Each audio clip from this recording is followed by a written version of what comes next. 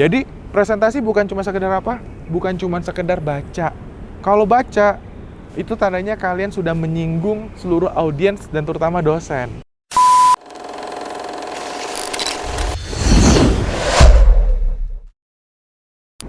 Halo semuanya, kawan Ricci, balik lagi bersama saya Ricci Wijaya di channel YouTube-nya saya pastinya Ricci Wijaya. Jangan lupa yang belum subscribe sekarang, dan jangan lupa klik tombol like untuk beberapa video yang mungkin sudah pernah teman-teman tonton. Dan kali ini ya, kita akan bahas terkait dengan satu hal yang berhubungan dengan tugas saya sebagai dosen, yaitu mengajar. Nah, pada semester lalu, tepatnya di semester Gasal 2022-2023, saya ada mengajar satu mata kuliah yang dengan nama mata kuliahnya itu adalah komunikasi bisnis dan negosiasi. Jadi di mata kuliah ini saya bertemu dengan teman-teman mahasiswa di D3 Perpajakan, dan rata-rata teman-teman merupakan pegawai di beberapa lembaga pemerintahan. Dan luar biasa, kelas ini adalah salah satu kelas yang komunikasinya sangat baik sekali. Nah, jadi ketika bicara mengenai komunikasi, sebenarnya dikategorikan komunikasi baik itu bagaimana sih? Yaitu komunikasi yang dapat diterima secara utuh informasinya. Oleh siapa? Oleh si penerima. Si pemberi pesan itu dapat memberikan informasinya dengan juga baik. Jadi dari mulai idenya dikemas selalu dalam bentuk pembahasan bahasanya, lalu bisa dan memilih channelnya, memilih medianya, sampai dengan metode yang seperti apa sih ingin digunakan. Intinya adalah pemberi pesan juga harus menguasai audiens, materi, dan sebagainya, supaya pesan tersebut disampaikan dengan baik. Nah, di salah satu tugas, banyak sekali tugas yang saya berikan untuk teman-teman ini adalah sifatnya membuat video. Membuat video supaya mereka juga melatih bagaimana cara berkomunikasi dan bagaimana menyajikan sebuah informasi yang saat ini dunia digital, yang orang pengen lihat itu bukan dalam bentuk paper saja, tetapi pengen melihat dalam bentuk audio dan visual. Nah, disinilah tuntutan mereka tidak hanya bisa berkomunikasi atau membuat komunikasi yang baik, tetapi medianya juga. Mulai dari memikirkan konsep, proses untuk produksinya, sampai dengan nanti di proses editingnya. Jadi banyak hal yang mereka pelajari, bukan cuma sekedar komunikasinya, tapi apakah ketika produk atau videonya jadi, itu bisa tersampaikan dengan baik informasinya. Nah, ada satu mahasiswa, salah satu di antara beberapa mahasiswa. Jadi di tugas akhirnya itu di kuis, saya minta teman-teman membuat sebuah video dengan 3 topik. Ya, 3 topik. Jadi memilih. Nanti mereka sebenarnya bukan mereka memilih, tapi dipaksa. Jadi berdasarkan nomor urut absensi ya. Mereka sesuai dengan nomor urut absensi maka mendapatkan tugas sesuai dengan topiknya. Topiknya apa? Ada bicara mengenai pesan efektif, pesan bisnis yang efektif, lalu bicara mengenai negosiasi, dan terakhir mengenai presentasi. Nah, mereka harus membuat sebuah video ya, dengan format apapun. Bisa mereka sendiri yang tampil sebagai aktornya, bisa juga mereka hanya menggunakan suara saja, lalu bisa juga dalam bentuk animasi atau apapun, diberikan kebebasan.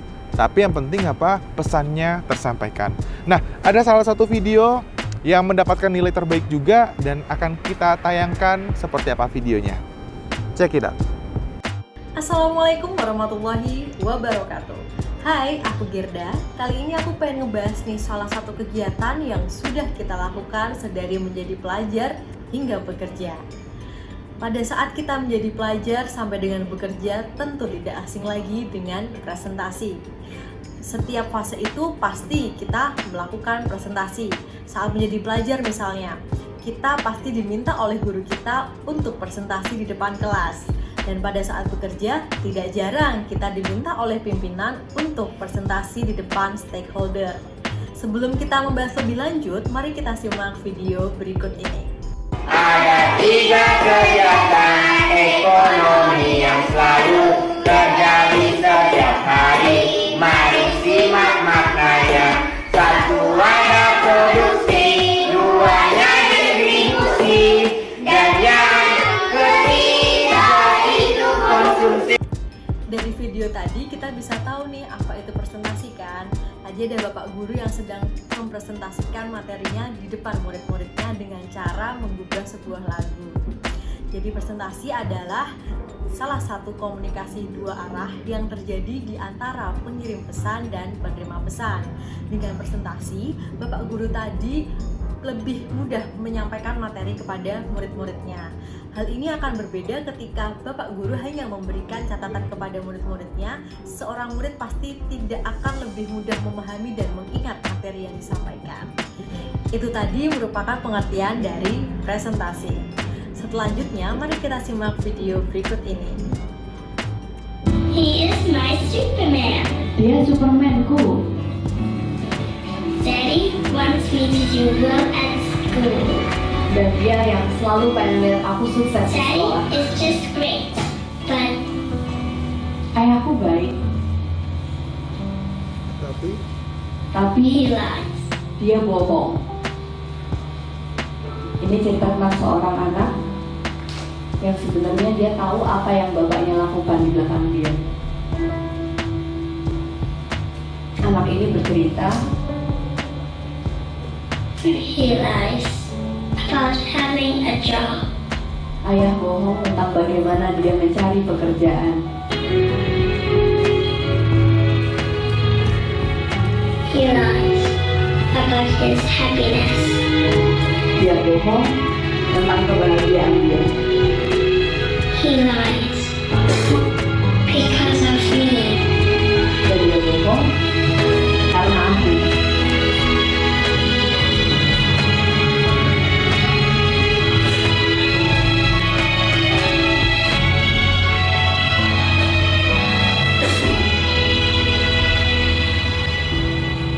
Saya yakin kerja di tambang tidak semudah yang kita bayangkan, dan gak ada orang tua yang sempurna untuk anaknya.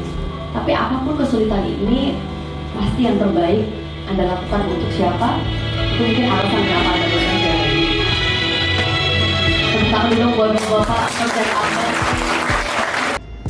Bagaimana, udah dilihat kan ya videonya? Dari video tersebut ada yang terbawa suasana, jadi keingat orang tua atau anak ya? Ya sama, memang betul sekali di video tersebut Mbak Analisa, seorang psikolog di Indonesia, sedang memberikan motivasi kepada para pekerja tambang dengan cara yang keren tentunya. Ini sejalan loh dengan teori presentasi yang ada, bahwasannya seorang presenter sebelum melakukan presentasi harus menentukan tujuan pokok presentasi. Tujuan pokok presentasi ini tuh ada 4. Yang pertama adalah menyampaikan informasi pesan-pesan bisnis kepada audiens. Yang kedua adalah menghibur audiens. Yang ketiga adalah menyentuh hati audiens. Dan yang terakhir, yang keempat yang dilakukan Mbak Analisa, yaitu memotivasi audiens. Setelah menentukan tujuan pokok presentasi, seorang presenter pada tahap perencanaan juga harus memperhatikan beberapa hal. Yang pertama adalah harus memahami materi yang akan disampaikan, karena inilah merupakan kunci keberhasilan suatu presentasi. Apabila seorang presenter tidak memahami materi yang disampaikan, ini akan membuat audiens memiliki pandangan yang kurang baik terhadap presenter. Sebagai contoh, ketika presenter tidak bisa menyampaikan materi dengan baik, terlihat bahwasannya presenter tersebut tidak menguasai materi, seorang audiens pasti akan beranggapan dan menilai bahwasannya presenter tersebut kurang kredibel dan tidak kompeten. Dan dari video tadi Mbak Analisa sudah melakukan hal yang baik, bahwasannya beliau sangat memahami dan menguasai materi yang disampaikan. Selain itu, langkah yang kedua adalah menentukan alat bantu atau media untuk presentasi. Misalnya seperti LCD, atau mungkin menggunakan slideshow, atau mungkin menggunakan audiovisual. Ini akan membuat presentasi dari presenter ini menjadi lebih menarik dan mudah dipahami. Dalam contoh video tadi, Mbak Analisa sudah melakukannya. Dengan cara apa? Dengan cara memberikan audiovisual di awal presentasi. Tadi adanya video seorang ayah dan anak. Kemudian yang ketiga adalah menganalisa lokasi tempat presenter presentasi. Mbak Analisa pun sudah melakukannya dengan cara, tadi terlihat ya di video bahwasannya ternyata ruangan untuk presentasi tersedia loh, slide untuk menampilkan video, tersedia juga loh audio yang memang memadai untuk menampilkan audio visual. Nah, dapat kita simpulkan bahwasannya Mbak Analisa sudah melakukan perencanaan presentasi yang baik. Itu dulu ya teman-teman untuk pembahasan kali ini. Izinkan saya memberikan satu pantun. Jalan-jalan ke Tasik, perjalanannya menggunakan mobil. Perencanaan yang baik tentu membuat presentasi berhasil. Akhir kata, wassalamualaikum warahmatullahi wabarakatuh. Nah, sudah lihat kan bagaimana menurut teman-teman? Jadi kriterianya yang paling utama adalah pesan yang ingin disampaikan itu benar-benar tersampaikan dengan baik. Lalu caranya, mulai dari bagaimana intonasinya, bagaimana temponya, ya, terus bagaimana menampilkan media yang emang diperlukan untuk ditampilkan. Ya. Nah, itu yang menjadi penilaian lebihnya. Jadi dengan contoh tadi, mudah-mudahan teman-teman juga bisa sama-sama belajar. Komunikasi itu penting loh. Perihal teman-teman nanti dapat karirnya baik di back office, bukan di front office, tapi tetap komunikasi penting. Sampai saya pernah bilang gini, komunikasi itu untuk ibu rumah tangga pun sangat dibutuhkan. Jangan sampai nanti seorang ibu rumah tangga, ya seorang ibu tidak mampu berkomunikasi secara baik dengan anak dan suaminya atau dengan orang-orang di sekitarnya. Justru nanti akan menimbulkan konflik dan lain sebagainya. Jadi komunikasi itu penting buat siapa saja. Buat siapa saja. Ya, apalagi kalau teman-teman nanti punya karir di dunia profesional, maka komunikasi itu sangat dibutuhkan. Jadi belajarlah cara komunikasi. Selama teman-teman duduk di bangku kuliah, untuk yang D3 mungkin 6 semester, untuk yang S1 8 semester, manfaatkanlah semester-semester dari 1 sampai dengan 7 sebaik mungkin. Kalau ada tugas presentasi, ya presentasilah dengan baik. Presentasi yang baik itu teman-teman paham materi, itu dulu. Kalau orang tidak paham materi, maka tidak tahu apa yang akan disampaikan. Nah, setelah pemahaman materi itu dikuasai materinya dengan baik, lalu teman-teman pahami siapa audiensnya. Nanti kalian akan berbicara di hadapan siapa. Sehingga penggunaan bahasa, metode, dan apapun itu akan terasa lebih tepat. Dibandingkan kalian tidak tahu audiensnya siapa. Ya, jadi presentasi bukan cuma sekedar apa? Bukan cuma sekedar baca. Kalau baca, itu tandanya kalian sudah menyinggung seluruh audiens dan terutama dosen. Ya kan? Emang dosen nggak bisa baca? Enggak kan? Jadi buatlah presentasi sebaik mungkin, hindari membaca skrip ya. Kalaupun cuma sekedar untuk sebagai pengingat, untuk sekali lihat dan sebagainya, it's okay, nggak masalah. Tapi kalau sampai dengan presentasi 10 menit, 15 menit teman-teman baca, pertanyaannya, apakah itu presentasi atau sedang diminta untuk membaca? Seperti waktu SD. Mas Ricci tolong baca dong halaman sekian sampai halaman sekian. Nah, itu lain cerita. Tapi presentasi, ya kita harus mempresentasikan dengan baik. Ya. Dan terima kasih untuk kakak yang sudah membuat presentasi yang baik. Dan juga untuk teman-teman yang lainnya juga bagus. Kalau nggak salah untuk nilainya semuanya relatif sangat baik ya. Untuk nilai yang diberikan. Karena mereka sangat komunikatif. Mereka juga mampu menyampaikan sesuatu hal dengan sangat baik, rapi. Tatanan bahasanya juga rapi dan sebagainya. Jadi ini penguasaan pembelajaran yang menurut saya cukup sukses untuk kelas komunikasi, bisnis, dan negosiasi ini. Teman-teman, mungkin nanti kita akan bahas lagi terkait dengan topik-topik yang lainnya.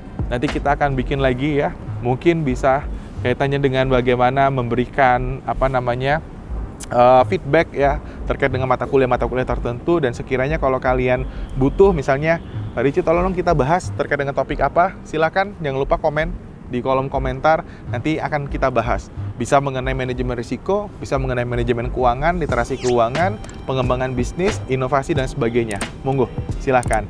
Oke, mungkin cukup sekian dari saya. Kita ketemu lagi di video atau konten-konten berikutnya. Jangan lupa apa? Jangan lupa subscribe, like, dan share kalau menurut kalian konten ini bermanfaat. Sampai ketemu lagi, see you, bye-bye.